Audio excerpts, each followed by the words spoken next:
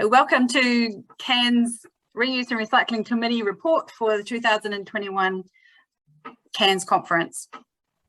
Our committee is formed to collaborate, share knowledge and stimulate supply network transformation across New Zealand and the globe. Just like to introduce the contributors to today's report. And then we will be updating you all on our activities of the past year. We have a new sustainability project to announce, updates on the many student projects that are being undertaken around the country, a waste diversion project example, and finally, our CANZ waste survey due for this year. But before we start, let's just take a moment to ask ourselves, where are we at with this question? How am I understanding reuse, recycling, waste, and then new things that I could be learning about end of life, sustainability, the circular economy, or carbon emissions? They're all big questions that we need to tackle together. So here, I will introduce our committee. I'm Catherine from Armatech Environmental. And I'm proud to chair this committee. And I'm joined by Glenn. Over to you, Glenn. Thanks, Catherine, and welcome to everybody today. I'm sure this presentation by all the rest of the members of the committee will be valued to everybody. So I look forward to presenting my part just on the survey of waste management. So I'm passing over to, who am I passing over to? Catherine? Vinny. Hi all, I'm Vinny. I'm basically a composite engineer working in the aerospace field for the last 15 years. And I'm one of the founding partner with Catherine in the recycling committee, and today I'll be officially inaugurating or starting our sustainability program. So I hope that will be a good start for a brighter future. And I'll probably hand over to you, Johan, who will be able to take you further. Good morning. My name is Johan de Beek. I'm from Auckland University in the Mechanical Engineering Department. And we work on sustainability issues in materials science. And I'll be introducing one of our students who worked on glass fiber composite recycling. Hi, I'm Stuart Hay from Greycoat Composites. We're a protrusion manufacturer in Christchurch, New Zealand.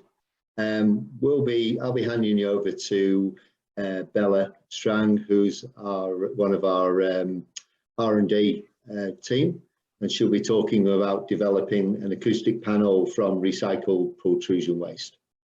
Over to you, Richard. Hi everyone, my name is Richard Lin. I'm the senior lecturer in the University of Auckland, Department of Mechanical Engineering. I'm also a member of the Center for Advanced Composite Materials.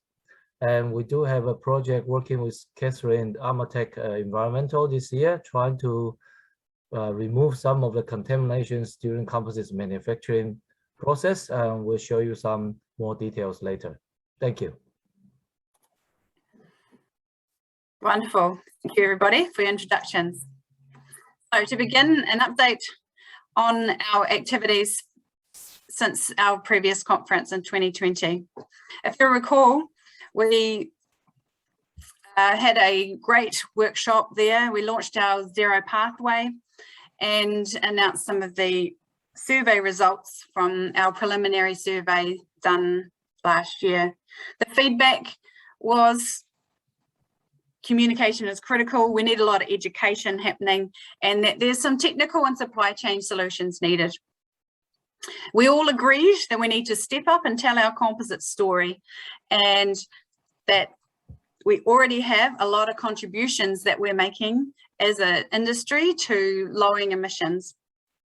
Collaboration, that is our key, and we all agreed we need to further engage and transform with our customers and suppliers and the government.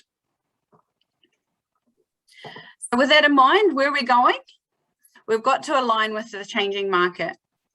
We all know that things are changing. We were used to this historical model where the business was created to develop value for the shareholders. We saw that shift to this bottom line in the 80s and 90s. And now no one can deny that a business that's causing harm to the environment or society is no longer agreeable in our current situation. We know councils and customers are aligning to zero waste goals and policies. We know that the waste levy has increased. We know that there's more funding available. We know councils and customers are starting to calculate their emissions footprints. And we know that we need to retain our quality talent, and employees want to work for companies that are contributing positively to environmental solutions going forward. We know that industry transformation plans are in development with the government, and we know that going circular has already started. So we need industry collaboration, and we all need to take responsibility for being a positive contribution to these things. We need to have those aspirations, the goals, the plans, and follow them up with actions. And we'd probably quite like some incentives, yeah? A key point is that collaboration is our low-lying fruit. We've found this in our survey, in our workshop, and in our working together. We launched this pathway last year, and we've already made a lot of progress towards that. And we can agree that it is frustrating when solutions and data are not available in New Zealand. But we can maximise what we do have, and we can share our tips and successes with each other, and we can learn together with tools and new terms and sharing the requirements and how we can meet them. And we can gather national level data to support our submissions for funding. And this is a big aim for our committee. And we aim to be a hub of relevant information to assist members to share solutions and encourage transformative action. You'll all remember that prevention is the top of our goals in terms of waste. Recycling is further down the list, but we do need to address both recycling and prevention at the same time. We've got a number of projects underway to make sure that we hit things from all angles. At a global level, there is alignment as well. We've been attending the Global Composite Sustainability Coalition, hosted by ACMA, and R&D is underway globally towards transforming our supply chain. Bio-alternatives are in development, and there is a number of examples on the market.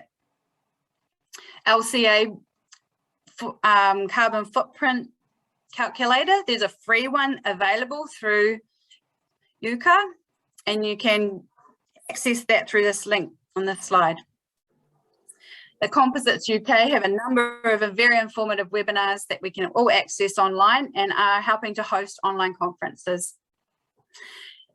And if you haven't seen it, there is a free resource called Future Fit Business that addresses the Sustainable Development Goals from the UN and helps businesses to understand what their next steps might be in a long-term plan.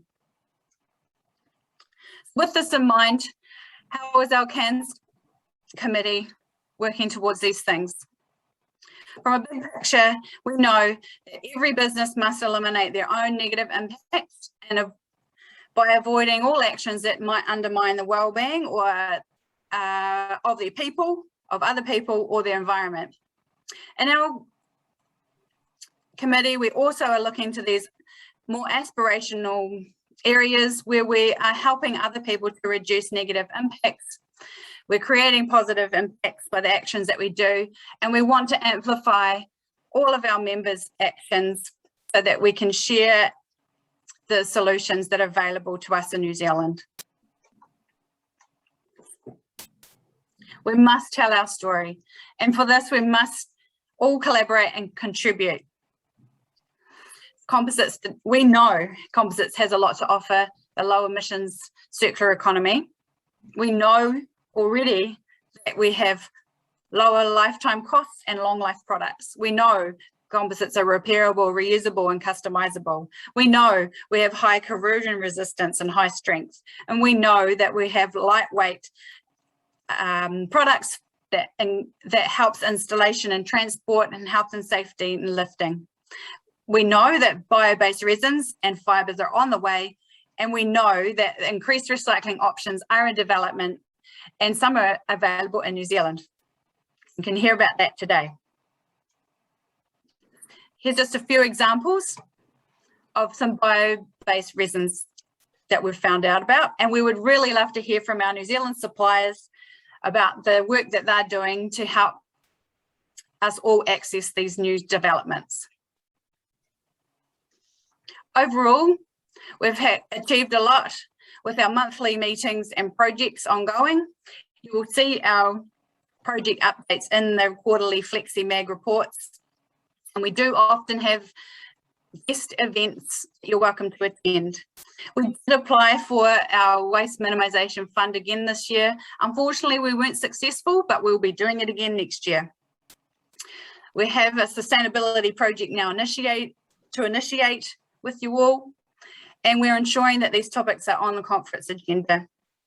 We've got an ITP engagement in progress, and the initiating of cross-sector relationships, the key collaborations with others are underway. We have a number of student projects ongoing, and they will continue to keep going year after year as we all continue to progress this development, working with the universities and industry.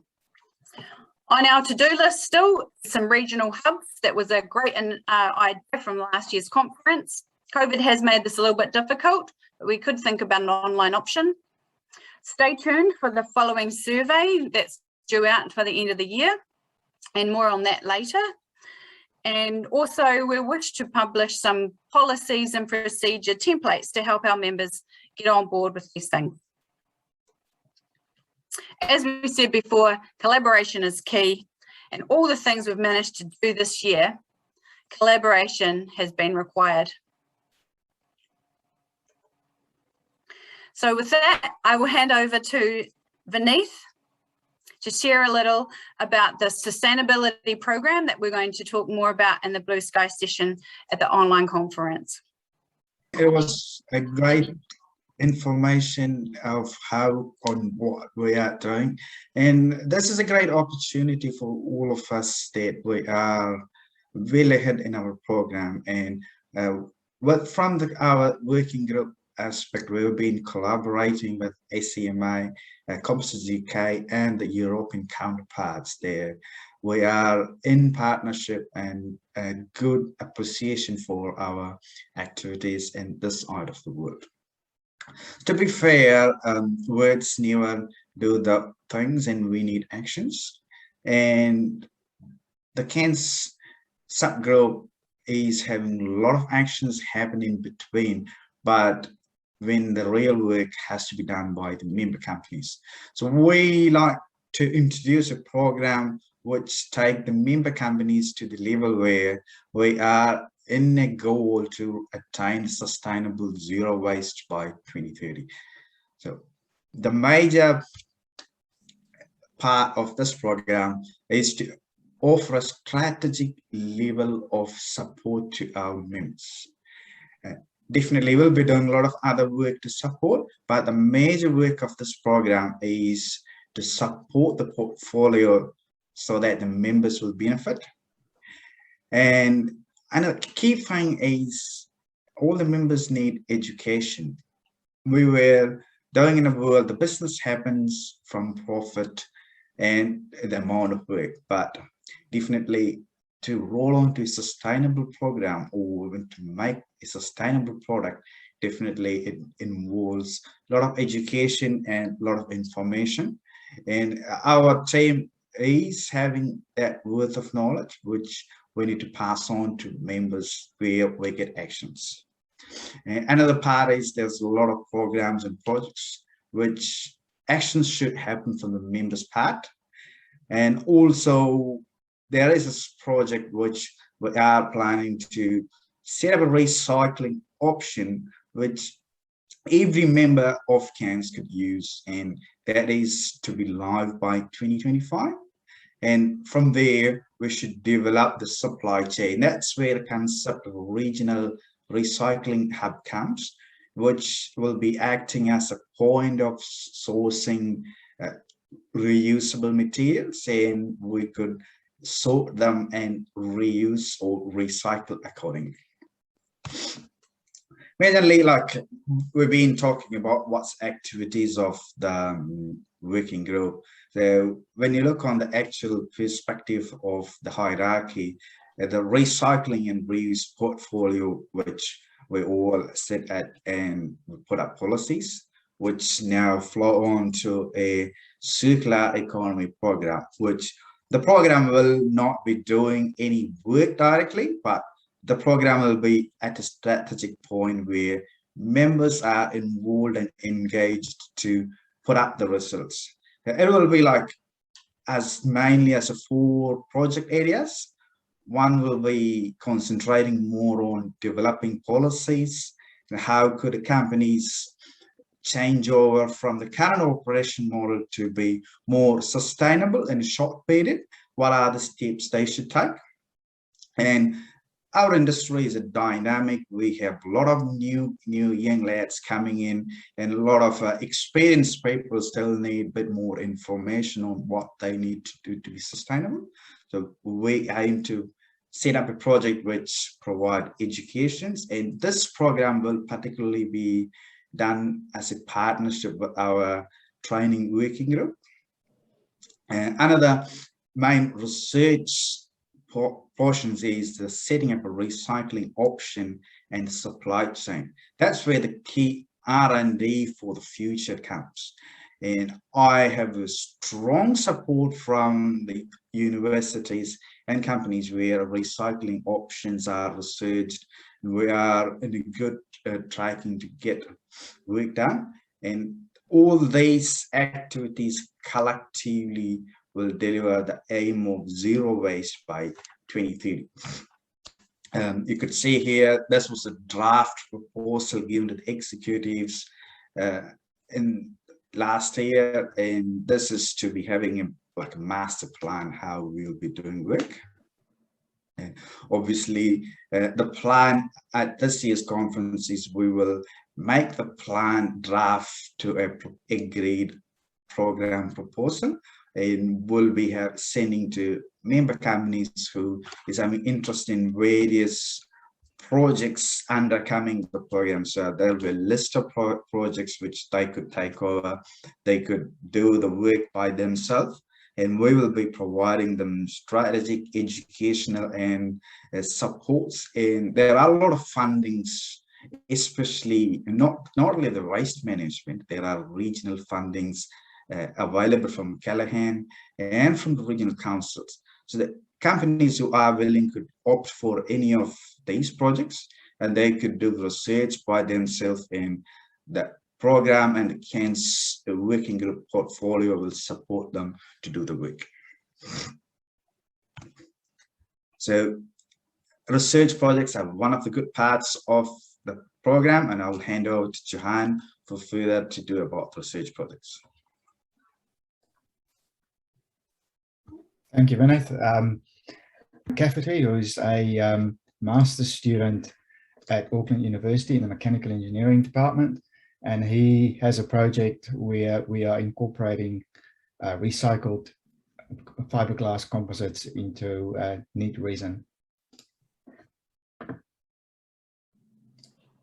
Hello, my name is Tim McCafferty. I'm a master's student at the University of Auckland at Centre for Advanced Composite Materials. and I'm writing a thesis on demonstrating the feasibility of recycling glass fiber composites. So our research involves mechanically recycling glass fiber composites. This involves crushing or cutting end-of-life composite products and using the resulting powder as a filler for polyester resin. Both the process for the recycling and the effect on the composite are being researched. We are aiming to improve material properties of the composite while saving overall material usage. Mechanical recycling is being used because it is proven to be the best for glass fiber reinforced composites. This is because it is cheap and has a lower energy usage compared to other recycling methods like thermal and chemical. The project is sponsored by Maskell Productions and Callaghan Innovation. Maskell produce large industrial fiberglass pipe systems and chemical tanks. Some of their product can be seen down here to the right. And they are aiming to be more environmental as a company, supporting a circular economy throughout New Zealand. Overall, the goal is to prove to the materials industry that mechanically recycled glass fiber composites are a well-founded option going into the future. So there's a huge need for recycling composites in the world today. This is mainly due to an ever-increasing demand for composite use globally, renewable energies increasing with glass fiber wind turbine productions. Vehicles are needing to be lighter and have more composites in them these days to hit fuel economy standards. And just generally more and more products being created that require composites. Countries are banning composite landfilling. Germany banned composite landfilling in 2009 is the most famous version of this, and other countries are expecting to follow. And of course, to support environmental change throughout the world, to support climate change, to support a sustainable future for humanity, and the idea of a circular economy. For composite recycling to exist in the world today, three major things need to happen. There needs to be a large enough demand for composite recycling. There needs to be collaboration between multiple different industries, and the right technology needs to exist. And that's where research such as this research project comes in. So far in the project, there've been mechanical tensile testing and testing the curing kinetics of the filled resin. For the mechanical tensile testing, I've made samples of polyester resin filled with ground fiberglass at different weight percentages of ground fiberglass to resin and of different particle sizes of ground fiberglass. For these 45 or so samples that got tested, it was found that a lower particle size and a lower weight percentage is the preferred ground fiberglass to be added to the polyester resin, even though the highest ultimate tensile strength was reported by the middle particle size, the 75 microns to 150 microns. Compared to the pure resin, filling the resin improved tensile strength and made it require more energy to deform, although it made it more brittle. This is a positive outcome, as it is shown to make an improvement to the material overall. With the curing test that I mentioned, I've shown that ground fiberglass has no effect on the curing of the polyester resin, so this is also positive going forwards. The future of the work of the project involves, firstly, looking at the economics of mechanical recycling. This involves assessing different ways to complete mechanical recycling and making recommendations. Further mechanical testing to gather more detail and creating a new composite material with recommendation through the gather results and testing it. I'll also create a technology demonstrator or two to represent how the new composite can be used throughout industry. And then, of course, industrial storage testing. This is mainly for Maskell, so they can know if this filled resin can be stored for long periods of time throughout their facility without having an effect on it. And so basically tying all the loose knots involved with the industrial process. The potential impact of this project goes pretty far. Of course, for one, it saves Maskell Productions significantly in material costs while helping them to be more environmental. But the further reaches of the process created has potential to extend into other industries that use glass fiber composites, such as other infrastructure, marine, architectural, and manufacturing processes. And potentially in the future, these industries could collaborate and use the recycling, use a recycling plant, a shared recycling plant. So cheers, thank you for listening, and feel free to contact me if you have any further questions. Johan, and now we'll introduce Stuart. Okay, so I'm Stuart Hay from Greycoat Composites. So one of the things we've noticed, we've been looking what we should be doing with our waste from pultrusion. So we discussed a project with Canterbury University, which Bella, one of our R&D team people, will be talking about very shortly. But this is the future for us, is to look at how we get rid of waste in a more sustainable way than just throwing it in the landfill. So I'll now pass you on to Bella to talk about it. Hi there. At Greycoat, we have been working towards creating sustainable business practices and reducing our environmental impact. This is a goal shared by modern businesses across New Zealand, and is something that we firmly agree with CANZ can be established in the New Zealand composites industry through collaboration. At Greycoat, we have identified that the pultrusion process has an inherently large volume of waste material associated with it. In order to reduce the environmental impact, we've been exploring the best ways to recycle our pultrusion waste. Part of this exploration has involved sponsoring final year project teams at the University of Canterbury to both generate new ideas and to refine the recycling process. This year's project was focused on determining the viability of creating an acoustic panel from recycled pultrusion waste. There were 4 components to this project. Firstly, to determine a method for recycling the pultrusion waste and developing a manufacturing process to give us a recycled panel. Secondly, to determine the elastic constants of the recycled material. Thirdly, to determine the acoustic properties of the recycled material. And lastly, to develop a finite element model based on the elastic constants. The purpose of the finite element model is to reduce the amount of physical testing, which is both time and resource consuming. For manufacturing, the pultrusion waste material was ground up and mechanically sieved into 3 categories of particle sizes: less than 1 millimeter, between 1 and 2 millimeters, and above 2 millimeters. Each particle size was then mixed with our standard resins and catalysts and fabricated using a hot press into different panels with different fiber volume fractions. It was found that larger fiber volume fractions made the panels harder to fabricate, gave inconsistencies in the spread of fibers, and resulted in poor surface finishes. 40% fiber volume fraction was the ideal for maximizing the recycled material but maintaining manufacturability. The elastic constants were found via materials testing, including tensile testing for ultimate tensile strength, elastic modulus, and Poisson's ratio, shear testing for the shear modulus, and flexural testing for the flexural modulus. Increasing the fiber volume fraction reduced the strength of the panel but increased the stiffness. Reducing the particle size increased both the strength and the stiffness. It was concluded that there was insufficient cross-linking at higher fiber volume fractions.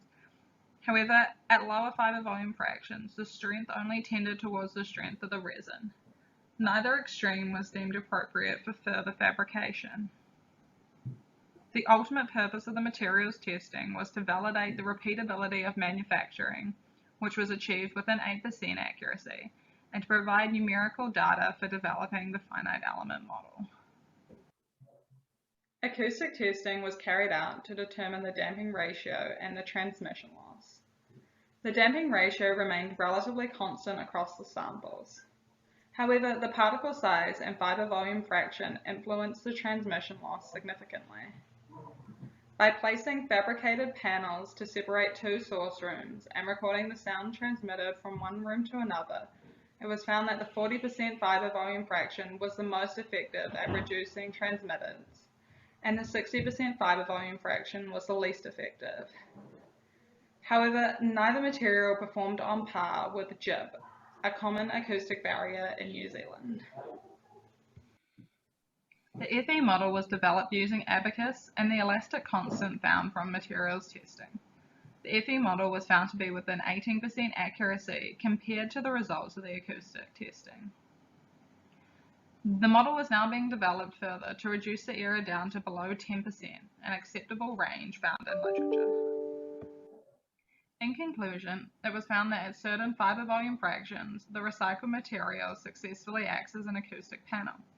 For the next stage of the project, further investigation into grinding and manufacturing, focusing on the thickness and size of the recycled panels, is required.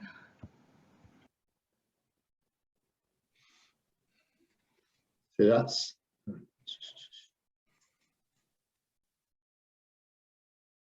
that's it. That's our presentation. Hopefully you enjoyed that. We've got a lot more work to do, but it's a start, and we all have to start somewhere.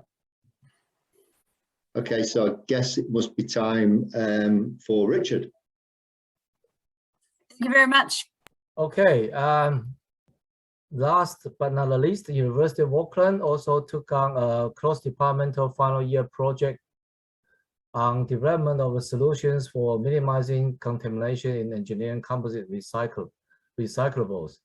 And the project team, as you can see, consists of students from Chemical Materials Engineering Department and also Mechanical Engineering Department, and also supervisors from both departments. We also got advice from New Zealand product accelerators as well. So here are the presentation from the students to talk about the project. Hi, I'm Jonathan Goodchild, one half of a cross-departmental final year project at the University of Auckland. Our project has been focused on finding ways to improve the environmental performance of consumable items commonly used in the day-to-day manufacturing operations performed within businesses comprising the composites industry in New Zealand. There are a large variety of ingredients that go into composites manufacturing, for example, carbon and glass fibers, and many types of matrix materials used to bind them together into a useful composite material.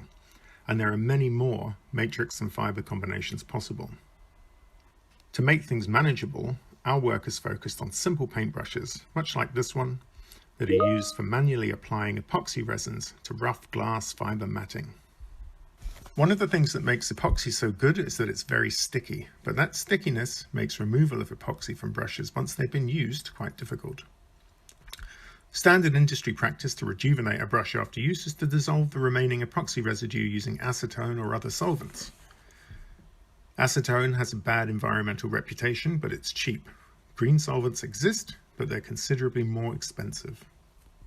And we've been asking the question, what methods are available to effectively decontaminate these brushes and extend their lifespans?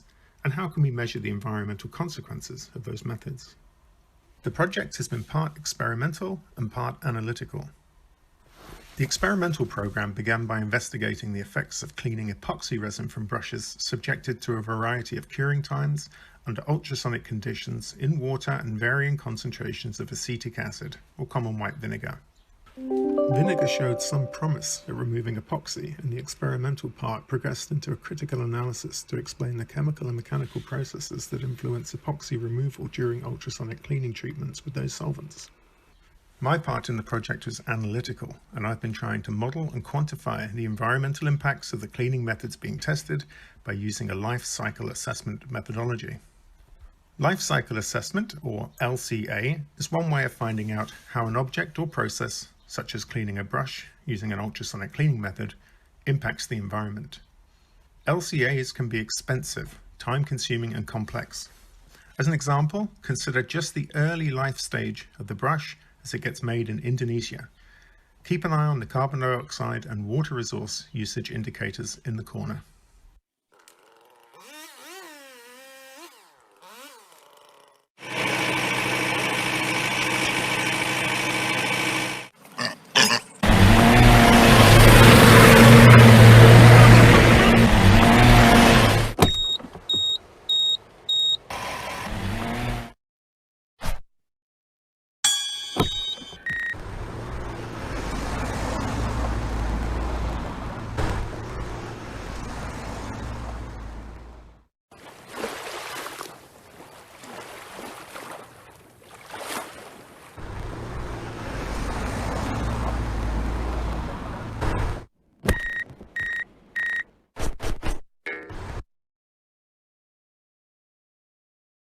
Actually, it's much more complicated than this simple example.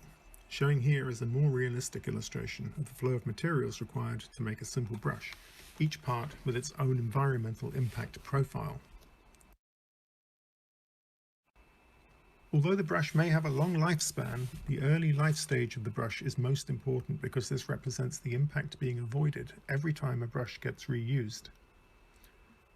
And my modelling has numerically confirmed this. Extending the number of reuse cycles for a brush has the most potential for positive environmental impact of that consumable item. Modelling has also shown that the CO2 equivalent emissions are 10 times less when the brush is incinerated at the end of its useful life than when it's landfilled. Carbon emissions due to intercontinental transportation for the brush are insignificant compared to the rest of its life, that is, the use phase and disposal. Replacing the brush with a plastic alternative would increase the environmental impacts around 3 times. While getting results like this is useful and can help businesses in their environmental policy decision making, the research did face barriers in terms of the availability and quality of modelling data specific to the composites industry. In particular, the validity of LCA results typically rest on the accuracy of the individual pieces of data in that complex chain that makes up the life cycle of any particular object or process. But globally, the composites industry has generated comparatively little LCA data for use in modelling, and its New Zealand specific data is non-existent. The ongoing question, therefore, has become, how does data quality affect the LCA results? And also, can LCA be currently meaningfully used in the composites industry in the New Zealand context? The remainder of the project hopes to be able to answer those questions, but in the meantime, thanks for listening. Okay, so as Stuart said, that we have to start somewhere, and this is a starting point. And without COVID, we could have, achieved much more, but hopefully next year we'll get more students to continue on this project. So it's me from University of Auckland. So I'll hand it over to you, Catherine.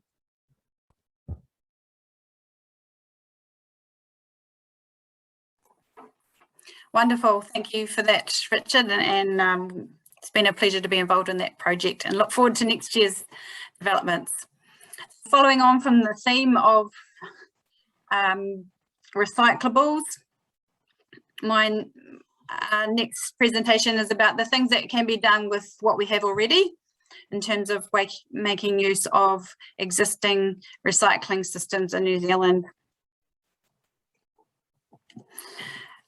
This is just an example of what can be done by using cardboard, plastic wrap, electronics from recycling, plastics, compost, glass within our workplaces without too much extra effort. These are all available through services. We primarily use waste management at Armatec. Armatec is manufacturing using glass fibre, primarily with hand layup and some infusion. We did discover a few new solutions that I would like to share. One being this zero waste box, which can be used for PPE. So great if you've got dust overalls, masks, or earplugs that need a solution. We also talked to our suppliers of instruments and equipment, and many of them were very happy to receive the items back at the end of their life. They have their own electronics recycling systems that they can draw on, and some of them dismantle and reuse certain parts. Oil from our turning stations, we've arranged for our local auto shop to take that and put in with their auto oil recycling system that's in place. A very small win here with our rag bags. We get many bags delivered, and they were in an orange plastic bag. By just requesting this being in a clear plastic, we're now able to recycle that plastic bag in our shrink wrap recycling fadge with waste management. Aerosol cans, we just remove the plastic and they can go in with the can recycling. Sharps, like the craft knife ends or nails, can all go into a sealed container and then sent to the metal scrap recyclers, no problems at all. And small wins here with plastic lids from our milk bottles, they can go to various fundraising recycling projects that are available through our local council. There is this very good resource down here from Zero Waste Taranaki that has a list of many items, and you can check for solutions that might be available in your area. We also engage with a few internal solutions for reuse. So we have a on-site solvent still. We compost our own food scraps in our garden. We also have chickens, and we have a system for allowing reuse of packaging and boxes for those small items that need to be sent to customers. It's very easy to do. Part of our work has also been to update our waste management policy to include things to track our waste and to document the reuse that is happening in our company. Other improvements underway is we are increasing our use of offcuts, working on recycling our scrap laminate and glass, and also increasing biodiversity on our site, supporting the predator-free Taranaki program by trapping rats and planting trees. This is a small internal project to share with you based on non-structural use of ground fiberglass scrap glass and scrap laminate. You can see here we've got some glass that might be reused, and when it can't be, we have been combining it with the scrap laminate and grinding it up in a local non-fiberglass specific grinder. You can see up here, there's one example of that, and just trialing the output. It's very low tech, and we only use it for non-structural items such as bog. This project was part funded by our local council using their waste levy funding. So I really encourage you all to get in touch with your local waste minimisation officer and discover any funding opportunities that may be available in your area. That's it from me, and now I'll hand over to Ben to hear about the CANZ waste survey. Well, thank you, Catherine. Can everybody hear me?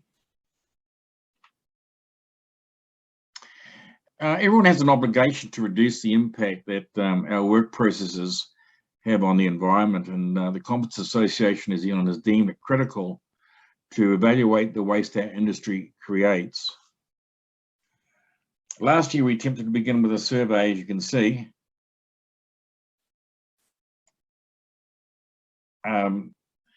We attempted to begin a survey on these wastes, but as you can see, the results were quite sporadic.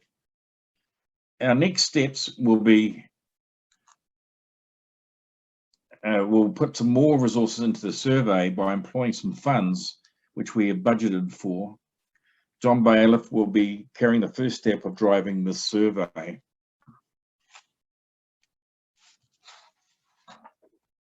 So if we recap the 2020 survey, we find the following. Solutions do exist. We do already have meetings with companies who specialize in waste management. We're all at risk if we do nothing. We need to involve suppliers in our industry on how to handle waste that comes from their products. We need to connect with offshore identities, which, as you can have heard already, we have commenced, like people with the ACMA, which is the American Composites Manufacturers Association, who we are now a member. There will be a potential of new products or business opportunities in the future.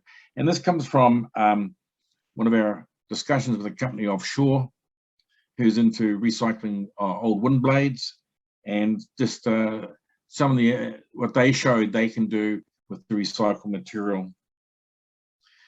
So CANZ says it is essential that we establish a working group.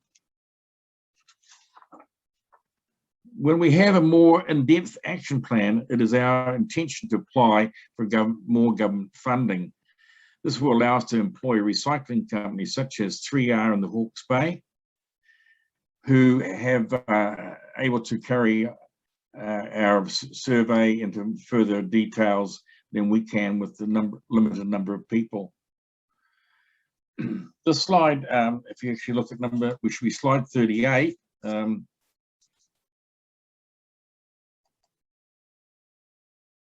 If we move on, yes, this slide identifies some of the waste that Mascot Productions produces, and you can see that it's an outside. And if you go to the next slide, you'll see we actually have a tree where we actually invert the catalyst bottles, which drain. And if you look at the very bottom, you'll see that there's it's captured, and that we actually use that somewhere in their productions.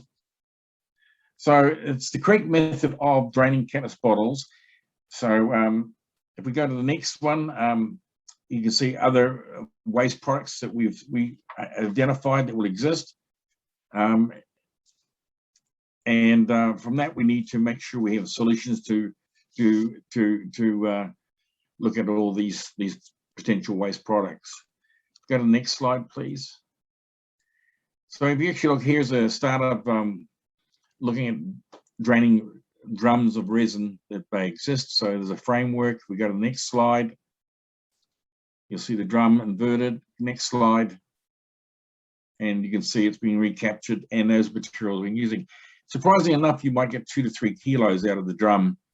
The beautiful thing is that the drum is actually almost touch dry, if you want to call it that, and therefore it can go and be crushed, which in this case the Mascots do crush theirs. There's other companies like Fibre Reinforced Plastics who do the same thing.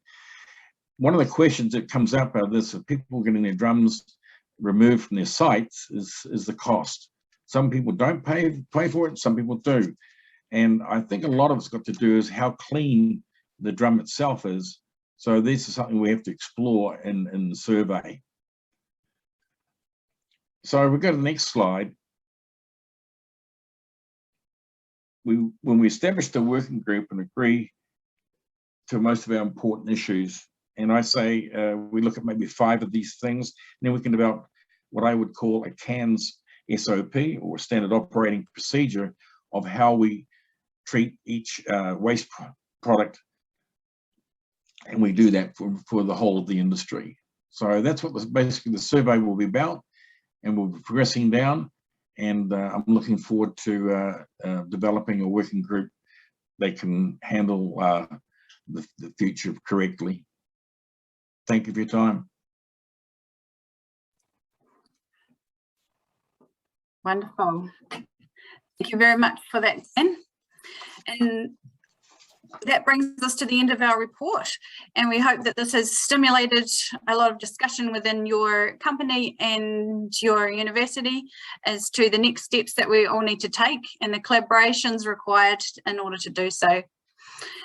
We really want to hear what you might be struggling with, so please do let us know. You can email Caroline at the Composites Association with anything that you are having trouble with or would like some support on. And this is a really important way to let us know what we need to include in our future plannings as an association, and also in order to allocate budget. And also in saying that, we'd love to welcome new members. So if you would be keen to either get help or be of help, please do come along to some of our meetings. They're the 3rd Monday of the month, or we do have events and news that you can keep up with on our CANZ website, our Facebook page, or our LinkedIn page. Thanks very much for listening, and I look forward to further discussions on this topic.